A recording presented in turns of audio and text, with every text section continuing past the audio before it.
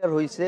বিশেষ করে রুবেল ফাদা নামক একজন নরপিশাচ এই হত্যাকাণ্ড ঘটিয়েছে এবং এই রুবেল নিজেকে বাঁচানোর জন্য বাবুল পেদা যে আশামনির বাবা তাকে দায়ী করা হচ্ছে যে তিনি নাকি নির্দেশনা দিচ্ছেন, অর্থ ডোনেশন করছেন। আসলে এ ধরনের ঘটনা যদি আমরা মানবিকভাবে লক্ষ্য করি তাহলে দেখা যায় একজন পিতা কখনোই তার কন্যাকে এই ধরনের হত্যাকাণ্ডের শিকার বা ধর্ষণের শিকারে সহায়তা করতে পারে না। এই খুনি রুবেল পেদার সর্বোচ্চ বিচার যেন আমরা দেখতে পাই।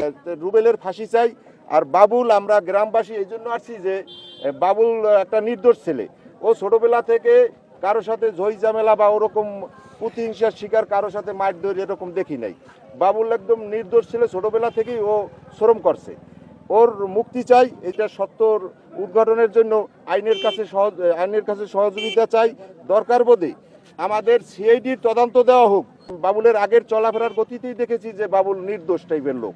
আর খুনি রুবেলের ফাঁসি হোক, আয়শার হত্যার খুনির ফাঁসি হোক। রুবেল আমাদের একই গ্রাম, আমরা পাশাপাশি যে ঘটনাটা ঘটেছে এটা ওই যে আয়শামণি, ওর মা বিদেশ চলে গেছে এই মেয়েটি 9 মাসের কালে।